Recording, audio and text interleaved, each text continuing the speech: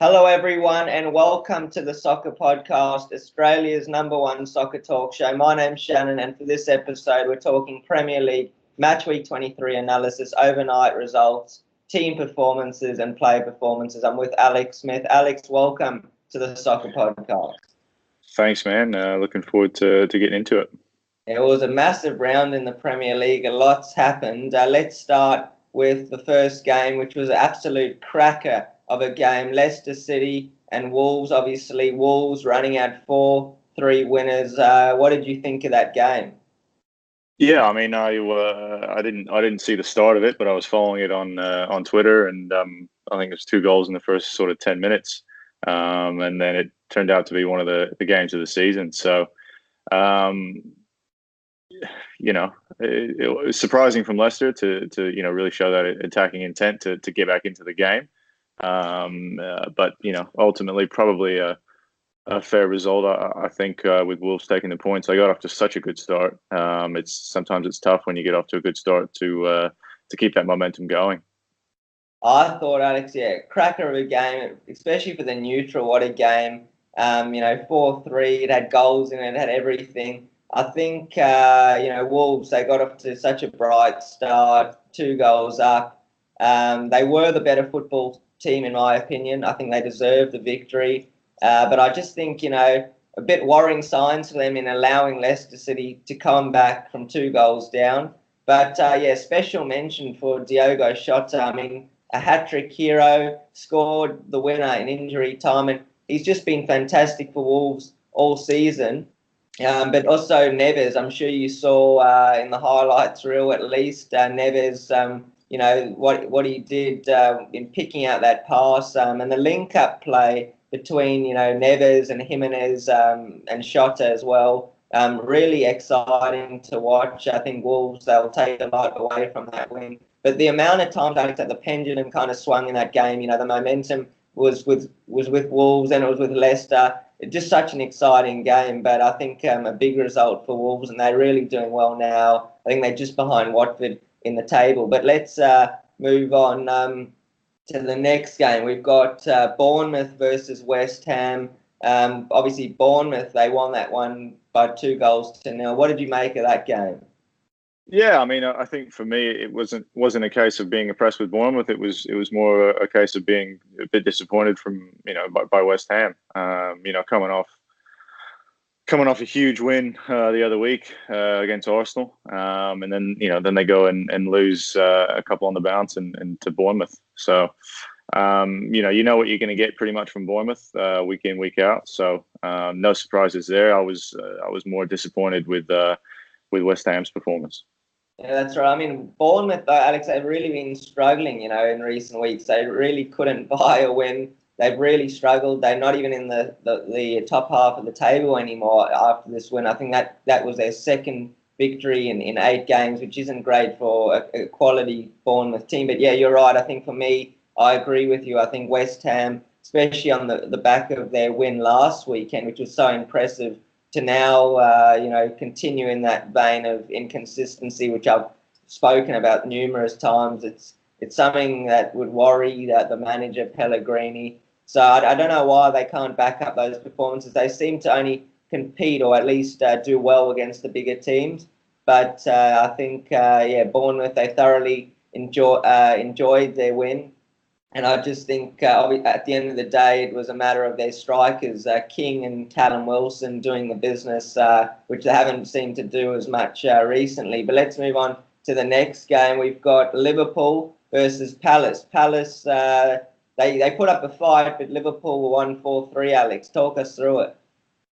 Yeah, I mean, I guess probably the last 5-10 minutes was the most important part of the game. I think there was 3 goals scored in the last sort of 5 minutes, which just goes to show me that Liverpool do have a legitimate shot at winning the title this season. Teams like that, they play till the end. They never give up. They keep going. It was 2-2 in the 85th minute. And that's a result that they couldn't afford to have at this point. So good signs for Liverpool, the fact that they pushed till the end and always believed they were going to get the winner. And credit to Palace. They did well against a quality defensive setup at Liverpool. I think they've conceded the least amount of goals in the league this year, 13 goals or something like that, and 3 of them have come against Crystal Palace. So good signs for Palace. I think they can take a lot out of the result, but big win for Liverpool. Yeah, massive win for Liverpool, because I think not just in terms of the title race, I think, where Liverpool have kind of fell short in previous seasons is that they haven't managed to overcome those so-called smaller sides. And, Crystal Palace in this game, they really tested Liverpool, especially, early on. Andros Townsend, he stepped up, scored a goal. But Liverpool, for me, they dominated the game. They controlled the game.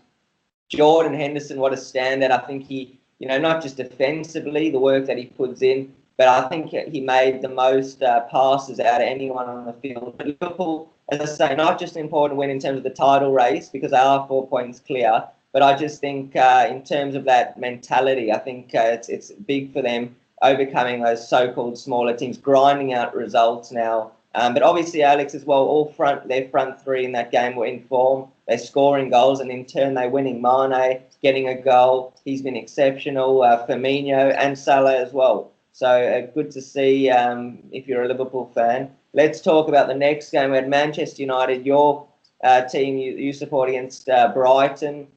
7 wins now for Manchester United, Alex. They won that game by 2-1. Yeah, I guess the train keeps rolling. So no complaints there. I thought we played really well in the first half. Deserved 2-0 winners going into halftime.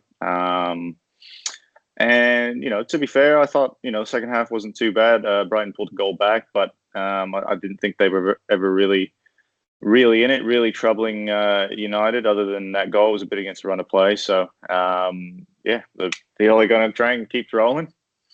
Yeah, well, that's right. I mean, it really seems to be, a justification for sacking Mourinho now. But 7 wins, that's no mean feat. That's pretty impressive, considering when you take everything into account what's been happening at Man United. But, I think Brighton, they started the game quite slowly. They didn't really cause United problems. United really were out of the blocks pretty quickly. I would say aerially, though, Brighton, I watched the game, they caused Man United a few problems putting balls into the penalty area. Other than that, United, they look pretty comfortable going, ahead through Pogba. But then, Brighton, they 2-0 down, managed to get 1 goal back, reduce the deficit. But, Man United, they're looking good. And, we'll talk about it later, that there's only 4 points now between them and that fourth spot, or 3 points and that 4th spot. So, interesting for Manchester United. But let's talk about Newcastle and Cardiff, Alex. 2 teams really, really struggling down the bottom of the table. What did you think of Newcastle's 3-0 win over Cardiff? I think it's a massive win, and just the indication of the slide that Cardiff are on. They were doing quite well there for a few weeks. Had a couple of results in a row, and then I think they've lost the last 3 or something like that. So Newcastle for me are going to be okay. They're solid. They're one of the most solid of the teams down the bottom defensively. It's just a question of where the goals are going to come from. But they've got the players to do it. It's just a question of making sure that Benitez will be all over it and making sure that they score enough goals. But huge result for them, and Cardiff back down into the relegation zone. Well, I agree. I think Newcastle is a must-win game for them. They've really struggled all season, especially against a team like Cardiff, having the problems that they're having. It was a must-win game for them. I thought Newcastle, I think they were a bit nervous early on, but then once they took the lead and that kind of thing, it eased their nerves. Shah, what a finish from him! It was really instinctive the way he curled that ball in for his goal. But I think overall Cardiff really struggling. I tipped them at the start of the season for the drop, and it's kind of looking like it's going to go that way for them, Alex. But Southampton, another struggling team, they got the result against Everton, 2-1 winners. Yeah, we spoke about them. I think they played Leicester last week, and I spoke about them getting a result out of the game, and they came through for me. So I must have seen something. That, they've got a lot of quality players, and I just think that eventually the quality of your players throughout a Premier League season rises. The old saying, the cream rises to the top, or at least stays up in this instance. So, they've obviously hit a bit of form, and Everton, a bit like West Ham for me this season, very, very inconsistent. They'll be disappointed with that result, but, another big win for Southampton. Yeah, I think Southampton, to their credit, they started the lively of the two sides. I think Everton, they didn't have a good first half at all. I think much improved in the second half, but I think why ultimately Southampton ended up getting that 2-1 result, taking all 3 points against Everton, was because of the, they were at home and there was impetus on them, especially being in the position so far down the table. They had to take the game to the opposition. I've spoken about that before, not just in terms of Southampton, but just being any team really. You've got to really take the game to the opposition. If you're just going to sit back, you're going to get beat, in the Premier League. So I think they really did that now, and I think confidence is on the rise at Southampton. But I must say it was a bit of a shock. I think Everton, they've got some really good players. Obviously Gylfi Sigurdsson, who got a goal, and one or two others, Walcott, and the list goes on. I mean, they're a solid team, and they have done well this season. But it was a bit of a shock. But Southampton, to their credit, they took advantage of the home advantage, and they took the game to Everton, and they got the job done. But let's talk about the next one, Watford versus Burnley. And this game, Alex, was very disjointed. Wasn't a great game of football by no means. And it was kind of a game where it was about goalkeeping performances. Other than that, not much. Yeah, not much. I think Watford they'll be disappointed. Having a really good year, and this is a game that they would have expected to win. Good result for Burnley. On the flip side, it's probably one that they didn't expect to win. They should be happy with a point, especially given their position. But yeah, I saw the highlights. There wasn't too much going on in the game. I think Burnley will be okay this season. Fairly solid at the back, and I got a decent keeper. So, not really much to say about that one. Watford will be disappointed. Burnley probably pretty happy with that result. Well, I mean, I was disappointed for Watford because I thought, the quality in their team, they've got some terrific talent in that team. They're at home. Burnley, they've improved in the last few weeks, in the last few games, definitely. But Watford are a footballing side. They're high up the table. They need to maintain that. I think Javi Garcia, the Watford manager, will be disappointed with the result. They started the better as well of the two teams. I think it's a missed opportunity. But Burnley as well, Alex, they might have something to say about that. I want to raise a bit of controversy with you, and it's about our VAR friend.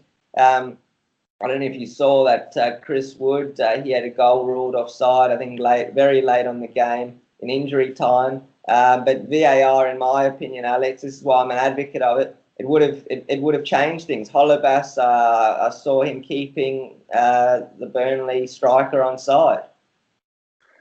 Yeah, I mean this is the debate that we can keep having.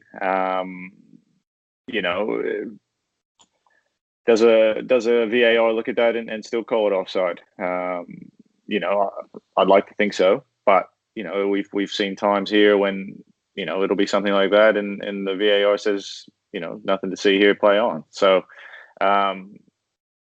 Burnley may feel a bit hard done by, but I've always been a big believer in you just live you live and die. You live and die by your own what you do on the pitch. I've never been one to, later on in my life, I've never been one to argue with the referee's decisions. I did when I was younger, but that was just a bit of immaturity. It's part of the game, and it always will be. VAR or not, it will still be part of the game. Yeah, but we mentioned, I mean, you said yourself, Burnley, that you think they're going to be fine, they're going to survive the season. But I mean, can you imagine, like, if they were like, not going to survive and they were struggling and they weren't doing as well as they are now, or, that goal could potentially have been what decided, well, that result could have been potentially what decided their fate, their Premier League status. So I don't know, something to bear in mind. But let's not get into it because that's what we're talking about in today's show. Let's move on to the next one, which was a massive game, Arsenal and Chelsea. I'm not happy about this result. Obviously, Arsenal 2-0 winners. Alex Sarri spoke about in his post game about how difficult it was to motivate the players, and the players weren't up mentally for the challenge. Arsenal, they definitely were. You could see that in their performance. But is that something really you want to be telling, your players? We'll get into that shortly. But what did you actually make of the game itself? It was a bit of a strange game for Chelsea Arsenal. Arsenal, they're normally a 60-70% possession team, and I think they only had about 40% of the ball. Which is very unlike Arsenal, especially at home. I would agree with Sarri. I think his players looked a bit unmotivated, a bit sort of maybe a bit tired.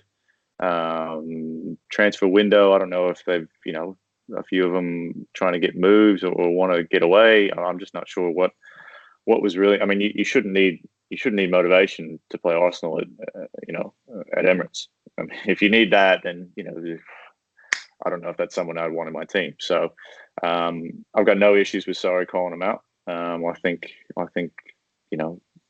players these days, they need to be told when they're not doing the business, and then they need to give more. So and if you don't like it, it's too bad. I'm in charge, and if you don't want to put in, then you'll be gone at the end of the season. Yeah, well, I mean, he's right because his job is on the line. I mean, obviously, I think Arsenal, they were bright. They look good, Arsenal. Chelsea very much didn't. Lacazette, what a tidy finish. He's really coming a long way since his move from Atletico. That's what Arsenal fans want to see. But yeah, Chelsea never really got going. They only had one shot on target, which is shocking for the quality that they've got in their team. But Sarri, Alex, as I'm speaking now as a Chelsea fan, as a supporter, I think I'm starting to question him a little bit. I think, I don't know. I think, letting some players go, even like Fabregas, he made his debut for Monaco, and one or two things, formations, we've spoken about it, personnel, even Jorginho. I was excited when he first came to the club because I am an advocate as well for possession-based football. I mean, obviously there's advantages to that which Sarri brings, but I'm starting to question it now because Jorginho, he's been quite ineffective. Yes, the play starts with him and he keeps possession. He makes an absolute a huge amount of passes. But, I'd rather have a Fabregas in that team, to be honest with you, Alex, who's going to unlock defences. And Jorginho, he doesn't have the assist to his game. So it's really, it's not helping Chelsea's cause just having a player who's making all these passes. It's about being effective as well. But anyway, that's that. Let's talk a little bit about City. They had a big win this morning over Huddersfield, 3-0. I thought they were a bit lethargic in the first half. They didn't look great, but then they turned it on a little bit later on, and obviously 3-0 winners against struggling Huddersfield.